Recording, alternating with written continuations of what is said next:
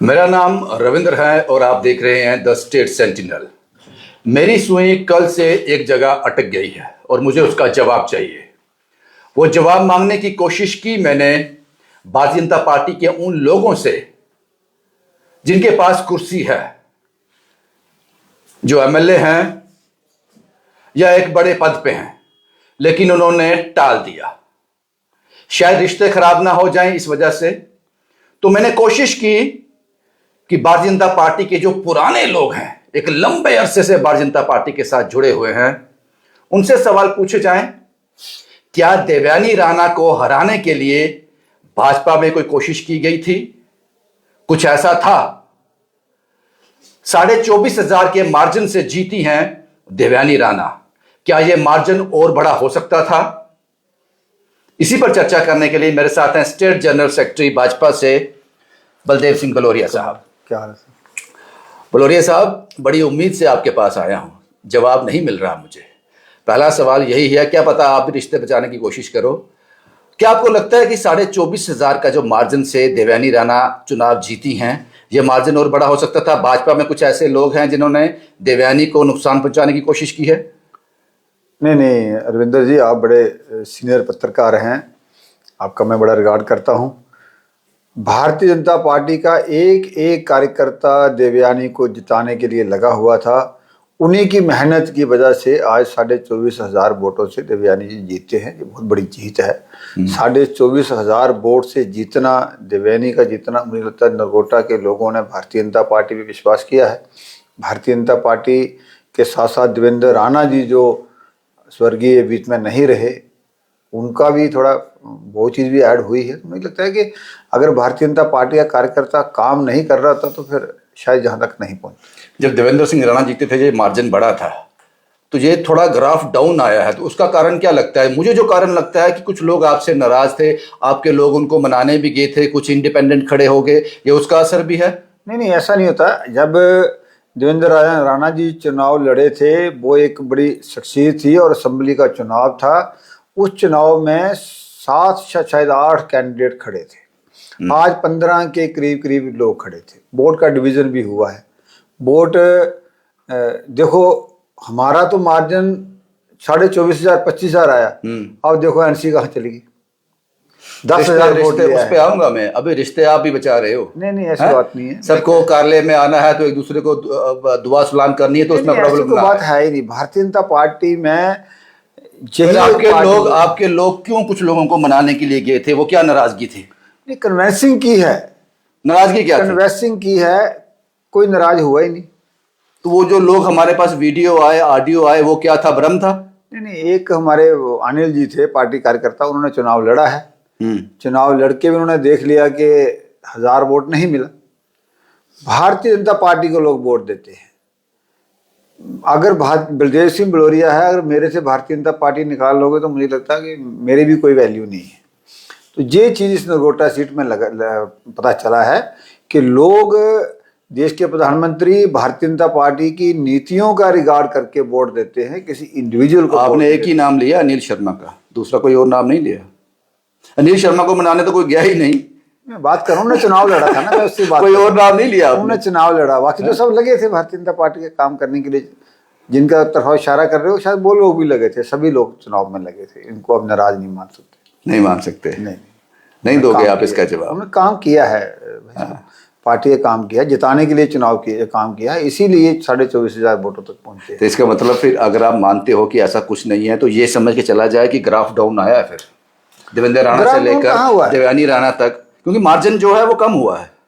24,500 के मार्जिन से जो वोट, पिछली बार मार्जिन कितना था? पिछली बार 8-30,000 के करीब। हाँ। जो वोट 7 लोगों के बीच बटे, आज वो 15 लोगों के बीच बटे हैं। तो उसके हिसाब से ये मार्जिन अगर प्रोपोर्शनली देखो तो ये मार्जिन बड़ा है, कम नहीं हुआ। हाँ। अब देखो ना, अभी इलेक्शन आई है, कैंडिडेट ज्यादा थे। हर्षदेव जी ने भी वोट दिए। हर्षवर्धन जी ने कमाल किया है। जो क्या नाम उसका, कमाल किया है जो नहीं? नेशनल कॉन्फ्रेंस में ने 10,000 वोट तक पहुंच गई, इतने नीचे आ गई। तो अब जो लोग कंपैरिजन, हर्षदेव जी कहीं नहीं आते। अब आता है कि जो रूलिंग पार्टी है उसका क्या हाल है, और दूसरा बीजेपी। आपको क्या लगता है कि एनसी के नगरोटा कॉन्स्टिट्यूएंसी से हारने के क्या कारण है, खासकर बड़गाम में भी क्या कारण हो सकते देखो, हैं? नेशनल कॉन्फ्रेंस को लोगों ने चाहे जम्मू की बात करें चाहे बड़गाम की बात करें नकारा है। इसका सीधा कारण है, एक साल सरकार बने हुए उमर अब्दुल्ला जी की हो गई, उन्होंने जो वायदे किए थे, जो उनका मैनिफेस्टो था, मैनिफेस्टो उन्होंने काम ही नहीं किया। उन्होंने चीख चीख में कहा था लोगों के साथ कि चुनाव में मंच पे खड़े होकर कहा था कि आप लोग बिजली के बिल जमा मत करवाइए, मेरी सरकार बनते ही आपके बिजली के बिल माफ कर दिए जाएंगे। आप लोग चिंता नहीं करो, जिस दिन सरकार बनेगी मैं उसी दिन 200 यूनिट फ्री कर दूंगा। हाँ। मैं आपको 12 सिलेंडर दे दूंगा, मैं आपकी पेंशनें बढ़ा दूंगा, इस तरह के राशन आपको मैं 15 किलो एक आदमी को। बिजली चुनाव होने के बाद उनका मुख्यमंत्री बनने के बाद बिजली पर क्या कहा उन्होंने कहा कि मैं स्मार्ट मीटर लगा रहा हूँ, आप भी स्मार्ट मीटर लगाओ। हाँ। और बिजली का किराया पूरा। तो उसने कहीं नहीं कहा कि हम नहीं आपका पैसे कम कर रहे हैं। लोग जानते हैं। इसका मतलब कि इस कारण उनको फिर नकार दिया लोगों ने। बिल्कुल। लेकिन स्मार्ट मीटर तो भाजपा लगा रही है, तो आपको क्यों नहीं नकारा? मैं कह रहा हूँ कि मेरी बात, सारी बागडोर तो आपके हाथ में है। नहीं, वो तो कठपुतली है सिर्फ। ऐसी बात नहीं। मेरी बात सुनो, आज वो पहली वाला जमाना नहीं रहा, शेख अब्दुल्ला जी वाला जमाना नहीं रहा। हाँ। कि मंच पे खड़े होके कुछ भी बोल दोगे। हाँ। और लोग उनकी बातों में आ जाएंगे और आपको वोट दे देंगे। आज लोग इंफॉर्मेशन टेक्नोलॉजी का जमाना है, आप एक एक चीज देखते हैं और जो बात कहता है लीडर वो लोग उसको काउंट करते हैं। लोग आज पूछते हैं कि आपने मंच पे कहा था कि मैं आपको स्टेटहुड दूंगा। जब उसको पता था कि मैं स्टेटहुड दे ही नहीं सकता, तो अब उसने कहना था ना कि मैं नरेंद्र भाई मोदी से बात करूंगा कि वो स्टेटहुड दें। आपको लगता है आगा सही रोहला साहब का भी इसमें रोल रहा है? वो नाराज थे पार्टी से, उसका नुकसान भी हुआ। और हमारे डिप्टी चीफ मिनिस्टर ने यह भी कह दिया कि कौन है आगा, उसका भी असर हुआ। बिल्कुल। मैं कहता हूं कि नेशनल कॉन्फ्रेंस में आपस में इतनी लड़ाई है। आपको तो एक आगा सामने दिख रहा है ना। हाँ। इसमें बहुत सारे आगा है। कौन आगा है कौन पीछा है। हाँ। वो उनकी कोई लिस्ट बहुत लंबी है जो आपके सामने आती है। अब उसकी बात करो, आप देख रहे हो। हाँ। राज्यसभा का चुनाव हुआ। हाँ। 10 लोग नेशनल कॉन्फ्रेंस के इधर हो गए जिन्होंने वोट नहीं किया। वोट क्यों नहीं किया? किसी ने इंडिपेंडेंट दिया, कोई एब्सेंट रहा, कोई उधर गया। 10 लोगों का आंकड़ा है। 10 लोगों का आंकड़ा कहने का मतलब कि जो एमएलए भी हैं इनके, वो इस सरकार के काम पे खुश नहीं है। एमएलए खुश क्यों नहीं है? जब लोगों के बीच जाते हैं तो लोग उनको पकड़ते हैं। आपकी मुफ्त बिजली कहाँ गई, बिल माफी कहाँ गई, 15 किलो राशन कहाँ गया, आपने स्टेटहुड की बात कही थी तो वो कहाँ गया। तो वो लोगों के बीच जाने के से डरते हैं। बलदेव जी, आपको भारतीय जनता पार्टी में कितना वक्त हो गया? हम तो बचपन से ही भारतीय जनता पार्टी में हैं। जब से होश संभाला। कितनी बार आपने विधायक के चुनाव लड़े? मैंने तो चुनाव नहीं लड़ा। तो आप नाराज नहीं हुए इस बार? आपका नाराज होना बनता था। हमें उम्र दे दी आपने भाजपा को। भारतीय जनता पार्टी का कार्यकर्ता, ईमानदार जवाब चाहिए। मैं ईमानदारी दे रहा हूँ। हाँ। भारतीय जनता पार्टी का कार्यकर्ता एमएलए, एमपी या मंत्री बनने के लिए काम नहीं करता। भारतीय जनता पार्टी का कार्यकर्ता एक आइडियोलॉजी के साथ काम करता। हमारी नेशन फर्स्ट, पार्टी सेकंड और सेल्फ लास्ट की नीति पे चलते हैं। और जो लोग नाराज हुए थे वो नहीं चलते इस नीति पर? नहीं, उनको पूछो जाके, मैं अपनी बात कर रहा हूँ। भारतीय जनता पार्टी का एक आइडियोलॉजी है कि हम एक विचारधारा के साथ काम करते हैं। पार्टी कहाँ बिठाती है आपको, जहां पार्टी बिठाती है वहां बैठ के काम। ऐसा तो नहीं है कि जो शोर नहीं करेगा उसके ऊपर ध्यान नहीं दिया जाएगा? नहीं, ऐसा नहीं, ऐसा कुछ नहीं है। ऐसा Bharatiya Janata party with difference इसीलिए भारतीय जनता पार्टी कहते हैं कि हमारे खटाना जी बने मेंबर पार्लियामेंट, उन्होंने कौन सा शोर बढ़ाया? बटीडी में बैठे थे, वहां से मैसेज आ गया कि चलो आपको राज्यसभा का एमपी बनना है, तो बन गए ना। अभी क्या पता उसमें भी कोई पॉलिसी हो। सत शर्मा जी हमारे राज्यसभा के एमपी बने हैं। हमारे प्रदेश अध्यक्ष थे, पार्टी का मैसेज आया कि आपको एमपी बनाना है, तो बन गए। तो जहां कोई मांगने नहीं जाता। इस सीट के लिए तो आपको शुक्रगुजार होना चाहिए नेशनल कॉन्फ्रेंस का। ये जो राज्यसभा के मेंबर है, वो उनकी घर की लड़ाई है। 4 मेंबर तो उन्होंने वोट दिया ना, तभी तो बने। वोट दिए, उनकी घर की लड़ाई थी। हम वोट मांगने ही नहीं गए। कोई पता चला कौन लोग थे वो? हमें नहीं पता चला। या पहले ही चिन्हित थे वो? नहीं, ऐसा नहीं है। मतलब लोगों ने अपनी अंतरात्मा की आवाज से वोट दिए। हाँ। कि नहीं, ये 4 लोग नेशनल कॉन्फ्रेंस से थे। मुझे पता नहीं, पर मैंने इतना सुना है, मैं उसमें ज्यादा लिंक नहीं था। इतना जरूर सुना है कि 10 लोग के करीब जो थे उनके, वो इस चुनाव में इधर उधर हो गए। ये बहुत बड़ा आंकड़ा है।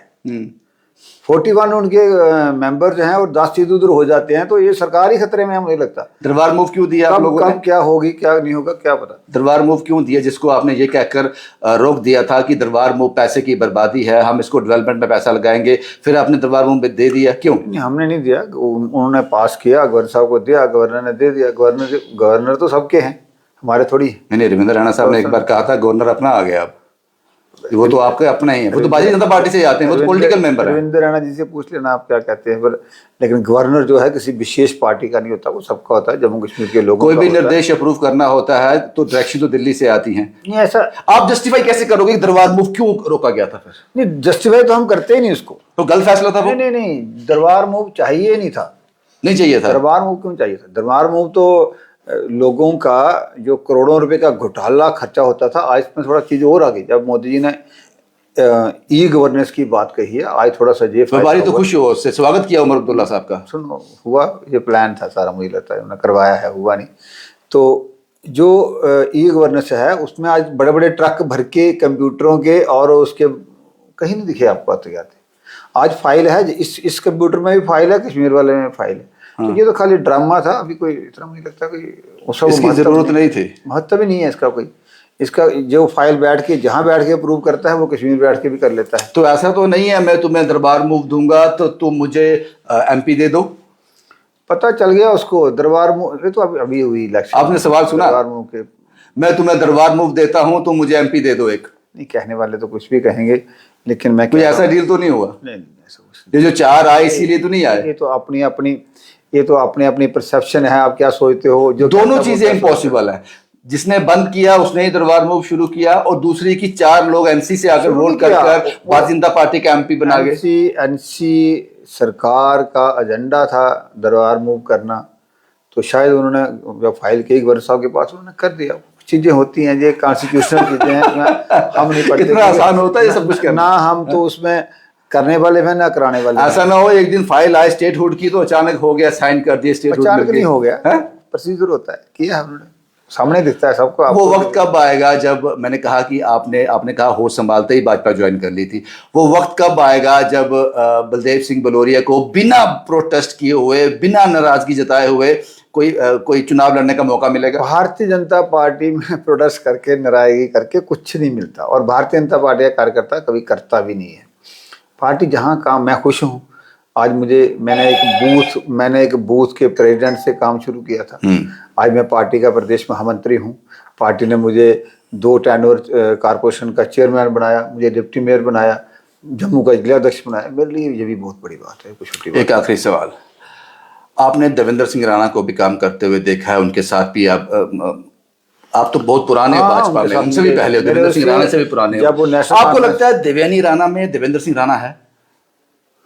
नहीं, देवेंद्र राणा जी एक लाश उसके परिवार को नहीं है, पार्टी को भी नहीं है, ये पूरे जम्मू कश्मीर को उनका लाश हुआ है। बहुत बड़े लीडर थे। देवयानी वो काम कर पाएगी जो देवेंद्र सिंह राणा करते थे? नहीं, वो उसमें भी टैलेंटेड लेडी है, वो काम करेगी, कनेक्ट कर पाएंगे, अच्छा काम करेगी, मुझे उसके पूरा भरोसा है। जो मैंने उसको देखा है, देवयानी जी को 1 साल में देखा है मैंने, एक्टिव तरीके से काम करते, उसकी डीलिंग, उसका काम करने का ढंग। देवेंद्र राणा जी की कमी तो नहीं पूरी हो सकती, बट देवयानी जी में भी अच्छे गुण हैं, वो एक कॉन्स्टिट्यूंसी को अच्छे तरीके से चला लेंगी, मुझे पूरा विश्वास है। अनिल शर्मा जी के लिए कुछ वर्ड्स, इंडिपेंडेंट खड़े हो गए थे भाजपा से बगावत करके, चलो भगवान सद्बुद्धि दे उनको, बस इतना ही अपना काम करेगी, यही कहना चाहता हूँ। वापस कब उनको आप भाजपा उनको उनकी गलती माफ करने वाली है? हमने तो निकाला भी नहीं उनको, तो वापस भी नहीं। गलती भी नहीं कह सकते, उनका अपना फैसला था ये, इसको गलती भी नहीं कह सकते। तो डेमोक्रेसी कहते हैं। हाँ।